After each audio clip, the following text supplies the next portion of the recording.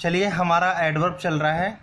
ठीक है, एडवर्ब में हमने पहले पार्ट 1 आपको पढ़ाया, तो उसके बाद पार्ट 1 में हमने एडवर्ब काइंड्स ऑफ एडवर्ब की बात की थी, और पार्ट 2 में हम पोजीशन ऑफ एडवर्ब को आपके साथ हमने डिस्कस किया। ठीक है, पोजीशन ऑफ एडवर्ब। चलिए, वीडियो स्टार्ट करने से पहले ठीक है, आप सब मेरे चैनल को सब्सक्राइब कर दें और वीडियो को लाइक करें, ताकि हमें पता लगता रहे कि कितने यानी कि गाइज जितने लोग हमारी वीडियो को वॉच कर रहे हैं। चलिए, ठीक है, अब आज का जो हमारा टॉपिक है यानी कि एडवर्ब पार्ट थर्ड में आज हम एडवर्ब को स्टडी करेंगे। Comparison of adverb. देखिए, सबसे पहला टॉपिक है हमारा कंपैरिजन ऑफ एडवर्ब। देखिए, जब हम एडजेक्टिव हमने आपको पढ़ाया था, तो एडजेक्टिव में आपके 3 डिग्री ऑफ कंपैरिजन होते हैं, यानी कि पॉजिटिव डिग्री, कंपैरेटिव डिग्री और सुपरलेटिव डिग्री। आप हमेशा याद रखें, एडजेक्टिव की तरह एडवर्ब के भी 3 डिग्री ऑफ कंपैरिजन होते हैं। जिस तरह एडजेक्टिव के होते हैं, उसी तरह एडवर्ब के भी 3 डिग्री ऑफ कंपैरिजन होते हैं। देखिए, पॉजिटिव डिग्री, कंपैरेटिव डिग्री और सुपरलेटिव डिग्री। मैं एडजेक्टिव नहीं पढ़ा रहा आपको, केवल इंट्रोडक्शन लेवल पर बता रहा हूँ, क्योंकि एडजेक्टिव मैंने यानी कि जो आपकी डिग्री ऑफ कंपैरिजन है वो मैंने एडजेक्टिव में आपको डिटेल में पढ़ाई है। ठीक है, तो आप याद रखें, जिस तरह एडजेक्टिव के 3 डिग्री ऑफ कंपैरिजन होते हैं, उसी प्रकार से एडवर्ब के भी 3 डिग्री ऑफ कंपैरिजन होते हैं। एडवर्ब के भी पॉजिटिव डिग्री, कंपैरेटिव और सुपरलेटिव डिग्री। देखिए, पॉजिटिव, जैसे कि आपको पता है, किसी भी पॉजिटिव डिग्री में यदि आप ER को ऐड कर देते हैं तो उसकी कंपैरेटिव डिग्री बन जाती है, और अगर EST लगा देते हैं तो उसकी सुपरलेटिव डिग्री बन जाती है। जैसे देखो, positive degree hard, comparative harder और superlative hardest. Long, comparative longer और सुपरलेटिव डिग्री लॉन्गेस्ट। ठीक है, एडजेक्टिव की तरह एडवर्ब के भी 3 डिग्री ऑफ कंपैरिजन होते हैं। आपको थोड़ा सा बड़ा ध्यान रखना पड़ेगा। देखो, यदि पॉजिटिव डिग्री के एडवर्ब के लास्ट में LY लगा हुआ है, ठीक है, LY, तो अगर आपको उसका कंपैरेटिव या सुपरलेटिव डिग्री बनाना है, तो कंपैरेटिव बनाने के लिए उससे पहले मोर, और सुपरलेटिव बनाने के लिए उससे पहले मोस्ट को आप लगा सकते हैं। जैसे मैंने लिखा स्विफ्टली, स्विफ्टली का ये अपने आप में पॉजिटिव डिग्री का यानी कि एडवर्ब है। अगर आपको इसकी कंपैरेटिव डिग्री बनानी है, तब आप क्या करेंगे, स्विफ्टली, देखिए LY लगा हुआ है, मोर स्विफ्टली, और सुपरलेटिव डिग्री बनाने के लिए मोस्ट स्विफ्टली। स्किलफुली, तो मोर स्किलफुली, और superlative degree most skilfully. Clear? ऐसा ये सबके साथ नहीं होता, कि ऐसा नहीं है कि सबके साथ आपको जहाँ भी LY दिखाई दे बस आपको मोर या मोस्ट लगना है। ठीक है, कुछ एक्सेप्शन भी होते हैं। Y को हटाकर हम कंपैरेटिव IER और सुपरलेटिव में IEST को भी ऐड करते हैं। जैसे अर्ली, इसका जो कंपैरेटिव डिग्री होगा अर्लियर होगा, और सुपरलेटिव डिग्री होगा अर्लीस्ट।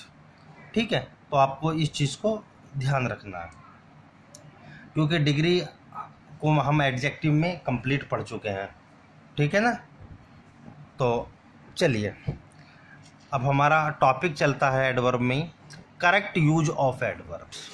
ठीक है, एडवर्ब का करेक्ट यूज। ठीक है, देखिए, number first, use of too, TOO। ठीक है, टू का प्रयोग कहाँ किया जाता है? टू अपने आप में एक एडवर्ब है। ठीक है, देखिए, इस टू का प्रयोग हम करते हैं more than required. More than required का अर्थ होता है आवश्यकता से अधिक।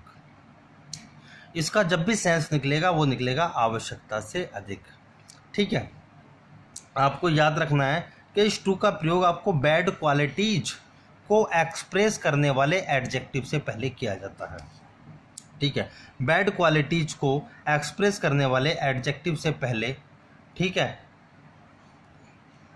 से पहले हमेशा टू का प्रयोग किया जाता है। गुड क्वालिटीज को एक्सप्रेस करने वाले एडजेक्टिव से पहले यानी कि टू का प्रयोग नहीं होता। ठीक है, केवल बैड क्वालिटीज को एक्सप्रेस करने वाले एडजेक्टिव से पहले टू का प्रयोग किया जाता है। क्लियर? देखिए, जैसे पहला सेंटेंस है आपके सामने, सी वॉज टू अगली। अब देखो, अगली कहने का मतलब क्या है? UGLY, ये बैड क्वालिटीज को शो कर रहा है एडजेक्टिव। इससे पहले आप टू का प्रयोग कर सकते हैं। सेंटेंस बिल्कुल सही है आपका। That film was too horrible. Horrible कहने का मतलब है बैड क्वालिटीज को शो करने वाला एडजेक्टिव है। इससे पहले आप टू का प्रयोग कर सकते हैं, कोई दिक्कत नहीं, सेंटेंस आपका सही है। ठीक है, देखिए आगे, जैसे मैंने लिखा ही वॉज टू हेल्थी, अब ये सेंटेंस अपने आप में गलत हुआ। ही वॉज टू हेल्थी कहने का मतलब क्या हुआ, ये तो गुड क्वालिटीज़ को एक्सप्रेस कर रहा है, ठीक है ना, तो इससे पहले कभी भी टू का प्रयोग नहीं होता। गुड क्वालिटीज़ को एक्सप्रेस करने वाले एडजेक्टिव से पहले आप टू का प्रयोग ना करें, ठीक है, इससे पहले आप वेरी का प्रयोग करें केवल। तो ये सेंटेंस गलत है। सही सेंटेंस क्या होगा, he was very healthy. She is too happy, happy अपने आप में गुड क्वालिटीज़ को एक्सप्रेस करने वाला एडजेक्टिव है, इससे पहले टू का प्रयोग गलत है। तो इसका सही सेंटेंस क्या होगा, सी इज वेरी हैप्पी। क्लियर, चलिए ठीक है। हमने पढ़ा पीछे कि जो टू होता है एडवर्ब TOO, इसका प्रयोग आप बैड क्वालिटीज़ को एक्सप्रेस करने वाले एडजेक्टिव से पहले हमेशा करते हैं। लेकिन इसका प्रयोग जो मैंने स्ट्रक्चर ऊपर लिखा हुआ है, बड़े ध्यान से देखें, subject plus verb plus too TOO plus adjective plus single to TOO plus verb की फर्स्ट फॉर्म। अगर इस स्ट्रक्चर में आपको इस टू का प्रयोग करना है, तब आप इसका प्रयोग गुड क्वालिटीज और बैड क्वालिटी दोनों को एक्सप्रेस करने वाले एडजेक्टिव से पहले कर सकते हैं। क्लियर, ऐसा कोई पाबंदी नहीं है कि केवल वहाँ पर बैड क्वालिटीज को एक्सप्रेस करने वाला एडजेक्टिव आएगा। केवल इस स्ट्रक्चर में जहाँ पर इस टू और दोनों टू का प्रयोग होगा, यानी कि आप रिमूव टू की तरह बनाते हैं, तब आप इसमें इसे गुड क्वालिटीज और बैड क्वालिटीज दोनों के लिए यूज कर सकते हैं। देखिए, यानी कि subject plus verb plus to plus adjective plus to plus verb की first form. For example, she was too weak to walk. अब देखो इस टू का मतलब क्या है, यानी कि वह इतना कमजोर है कि चल नहीं सकता।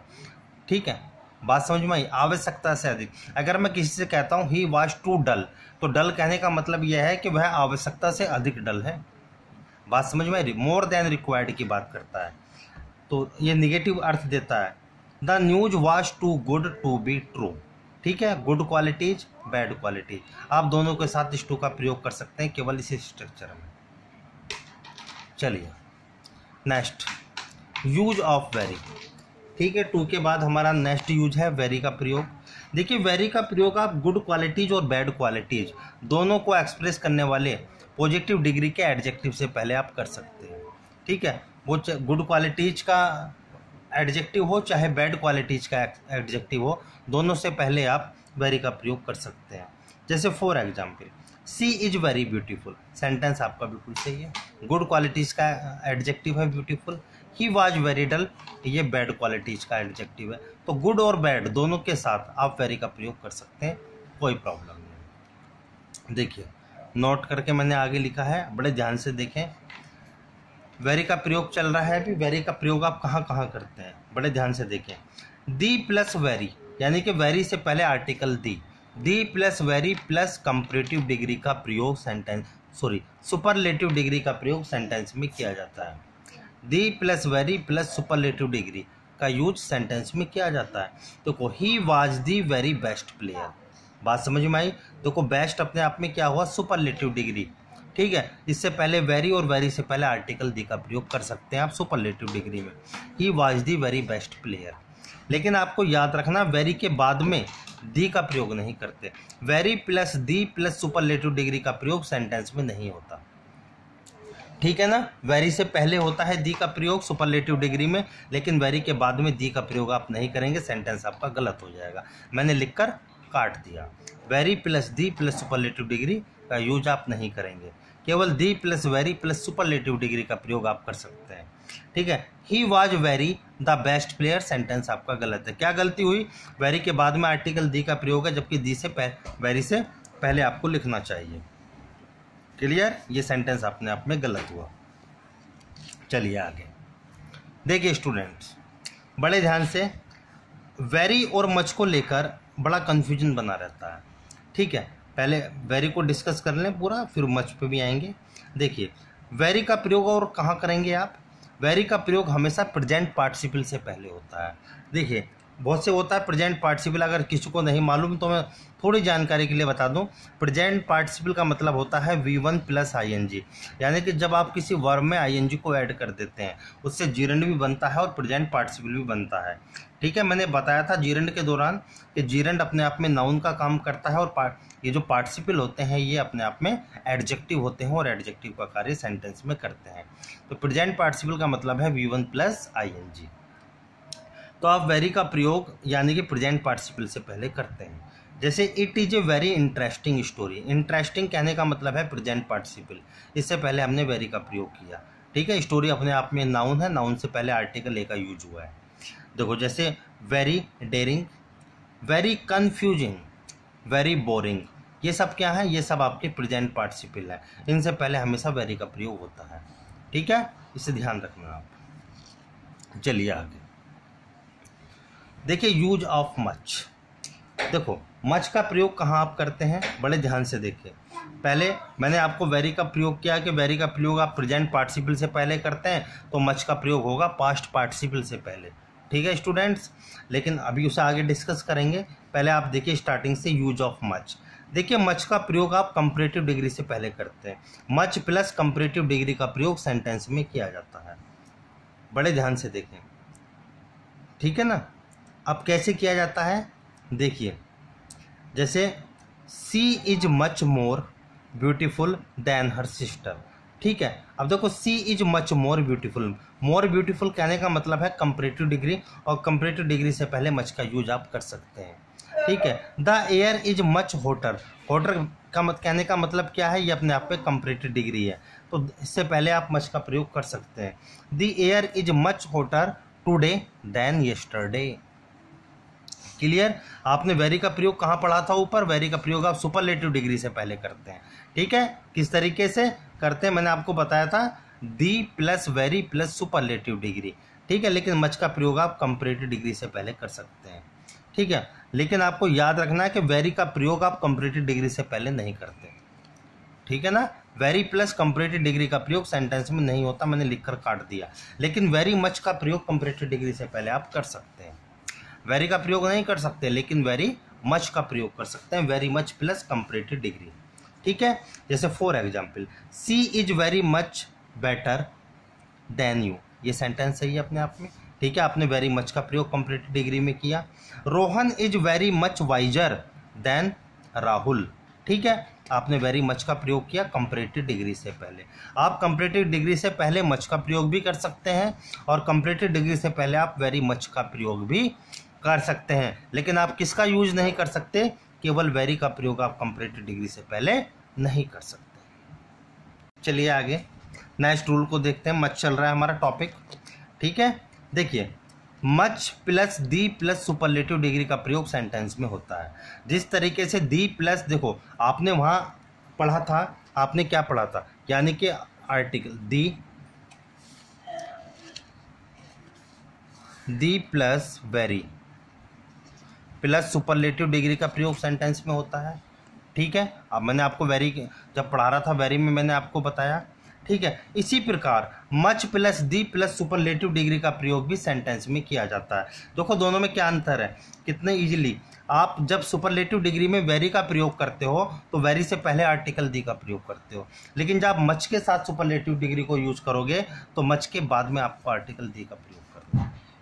क्लियर, देखिए much plus the plus superlative degree, लेकिन the plus much plus superlative degree का प्रयोग सेंटेंस में नहीं होता। इस चीज को भी आपको याद रखना है।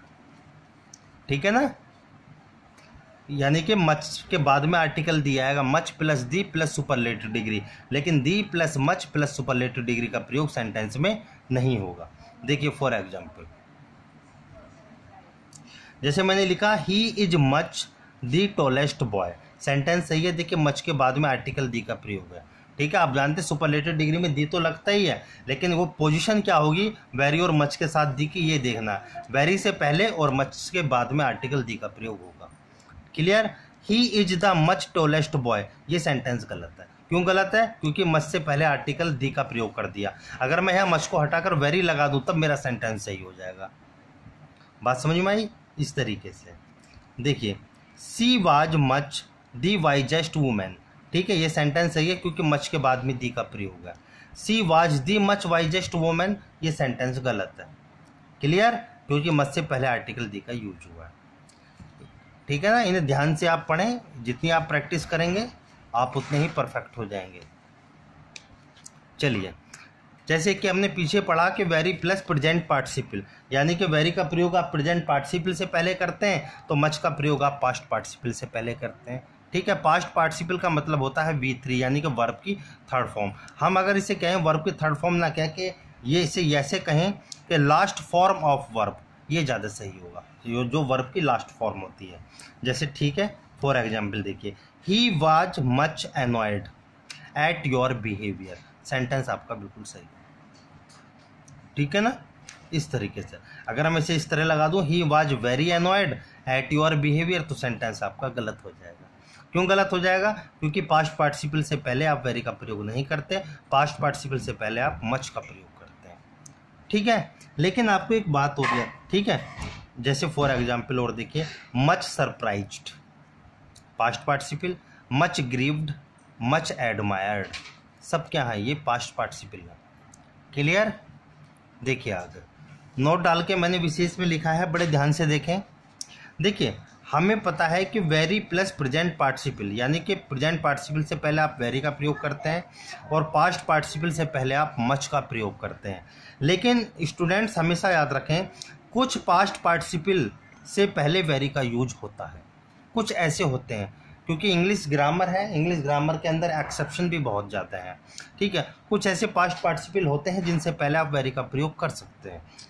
जैसे मैंने कुछ आपके सामने लिखा, very tired, very pleased, very drunk, ठीक है, very limited, very dilated, very dejected, ये कुछ ऐसे पास्ट पार्टिसिपल हैं जिनसे पहले आप वेरी का प्रयोग कर सकते हैं, ये गलत नहीं माने जाते।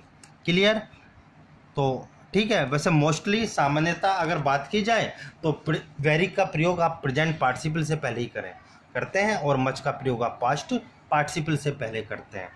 ठीक है, लेकिन कुछ केस में वेरी का प्रयोग पास्ट पार्टिसिपल से पहले हो जाता है। ठीक है, आगे देखते हैं। लेकिन वेरी मच का प्रयोग आप पास्ट पार्टिसिपल से पहले कर सकते हैं। अगर आपको वेरी मच पूरा लिखना है तब आप पास्ट पार्टिसिपल के साथ इसे यूज कर सकते हैं इजीली। देखिए, जैसे he was very much admired, clear, he was very much admired, इस तरीके से आप इसे यूज कर सकते हैं। क्लियर? चलिए नेक्स्ट यूजेस हमने डिटेल में पढ़ा भी वेरी को और मच को। अब हमारा नेक्स्ट यूज है क्वाइट। देखिए, क्वाइट का मतलब होता है परफेक्टली, क्वाइट का मतलब होता है कंप्लीटली, यानी कि अपने आप में पूर्णतः, जो अपने आप में परफेक्टली हो, अपने आप में पूरी तरह कंप्लीट हो। ठीक है, जब वह अपने आप में पूरी तरह कंप्लीट होगा, पूर्णता होगा, तब आप क्वाइट का प्रयोग करेंगे। ठीक है, जैसे देखिए फॉर एग्जाम्पल, लेकिन एक बात याद रखना, वेरी की जगह क्वाइट का प्रयोग नहीं होता। ठीक है ना। जैसे सी इज क्वाइट लवली, अब लवली कहने का मतलब ये थोड़ी है कि वो अपने आप में पूरा कंप्लीट है या परफेक्टली है, तो ये सेंटेंस मैंने लिखकर काट दिया, गलत है। सही सेंटेंस क्या है? सी इज वेरी लवली। क्लियर? कैसे क्वाइट का प्रयोग करेंगे आप सेंटेंस में कंप्लीटली के अर्थ में? देखिए, जैसे मैंने लिखा, I quite agree with you on this point, हो सकता है बात अपने आप में कंप्लीट हो, इस तरीके से आप क्वाइट का प्रयोग करेंगे। जैसे ही वॉज क्वाइट रेडी, यानी कि पूर्णतः तैयार होगा, वो कंप्लीटली के अर्थ में क्वाइट का प्रयोग हो रहा है। जैसे it is quite warm today, it is quite warm today, completely के अर्थ में क्वाइट का प्रयोग किया जाता है। आप इस चीज को ध्यान रखें। चलिए ठीक है, next use of too much, TOOMUCH, much, too much. यहाँ पर एग्जाम में बहुत एरर पूछता है टू मच और मच टू को लेकर। ठीक है, इसे थोड़ा ध्यान से समझें। देखिए, जब हम टू मच की बात करते हैं तो टू मच में जो टू है वो अपने आप में एक एडवर्ब है और मच अपने आप में एडजेक्टिव है। ठीक है, और हमेशा याद रखना, टू मच का प्रयोग, यानी कि टू मच के बाद हमेशा किसका प्रयोग होता है? एक नाउन का। किसका यूज होता है? एक नाउन का। देखिए, क्यों नाउन का प्रयोग होता है? क्योंकि नाउन से पहले हमेशा क्या आता है? एक एडजेक्टिव आता है। नाउन को एडजेक्टिव क्वालिफाई करता है और एडजेक्टिव को एडवर्ब क्वालिफाई करता है। क्लियर? टू मच में टू एडवर्ब होता है, मच एडजेक्टिव होता है, इसलिए टू मच का प्रयोग हमेशा नाउन से पहले किया जाता है। देखिए for example, she was to much difficulty. ठीक है, अगर ये डिफिकल्टी की बात करें तो ये अपने आप में क्या है? एक नाउन है। ठीक है ना। मैंने कहा it gives me too much pen. Much क्या है? पेन अपने आप में क्या है? एक नाउन है। क्लियर? नाउन से पहले टू मच का प्रयोग। There is too much traffic here. Traffic क्या है? अपने आप में एक नाउन है। कैसा नाउन है ये? ट्रैफिक। नाउन के दौरान मैंने आपको पढ़ाया था अनकाउंटेबल नाउन है। क्लियर? तो आपको पता होनी चाहिए कि नाउन से पहले आप टू मच का प्रयोग करते हैं। ठीक है, जैसे there is too much traffic here, it gives me too much pain. Clear? She was too much difficulty.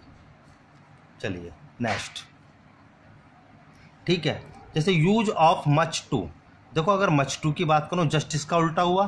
पहले आपने पढ़ा टू मच, अब है मच टू। अगर मच टू की बात हम करें, मच टू में मच एक एडवर्ब है और टू भी एक एडवर्ब है। क्लियर हुई बात? और एडवर्ब, ठीक है, इसके बाद हमेशा एडजेक्टिव का प्रयोग होता है। क्यों? क्योंकि एक एडजेक्टिव को केवल एक एडवर्ब ही क्वालिफाई करता है। क्लियर? देखिए टू मच के बाद तो आप नाउन का यूज़ करते हैं, लेकिन मच टू के बाद आपको हमेशा याद रखना है एक एडजेक्टिव का प्रयोग आप करेंगे, एक नाउन का प्रयोग नहीं होगा। एग्जाम में आपको इसे मच टू के स्थान यानी कि मच टू के बाद नाउन दे दिया जाएगा तो गलत हो सकता है। ठीक है, इस तरीके से आपके एरर बन सकते हैं। टू मच के बाद वो एडजेक्टिव दे सकते हैं एरर फाइंड करने के लिए। आपको याद रखना है टू मच के बाद नाउन और मच टू के बाद में हमेशा एडजेक्टिव का यूज होता है। देखिए it is much too painful. अगर पेनफुल की बात की जाए तो ये अपने आप में एक एडजेक्टिव है। Clear? He is much too happy. Happy क्या हुआ? अपने आप में एक एडजेक्टिव हुआ। She is much too poor. Poor क्या है? अपने आप में एक एडजेक्टिव है। बात समझ में आई? तो याद रखना कि मच टू से के बाद तुरंत एडजेक्टिव का यूज किया जाता है। चलिए नेक्स्ट यूजेस देखिए। Use of only to.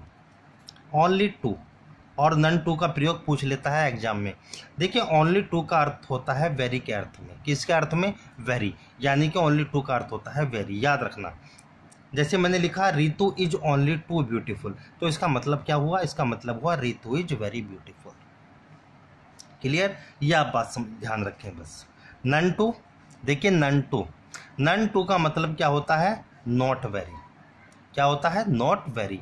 ठीक है, जैसे he is none too good, तो इसका क्या मीनिंग निकला? He is not very good. Clear? You are none to bad, इसका क्या मतलब हुआ? You are not very bad. Clear? चलिए इस पर, ठीक है स्टूडेंट्स, ये हमारा एडवर्ब का पार्ट 3 है। अभी एडवर्ब आपका कंप्लीट नहीं हुआ, आगे पढ़ेंगे, आगे वीडियो बनाएंगे एडवर्ब पार्ट 4 में। ठीक है, थैंक यू।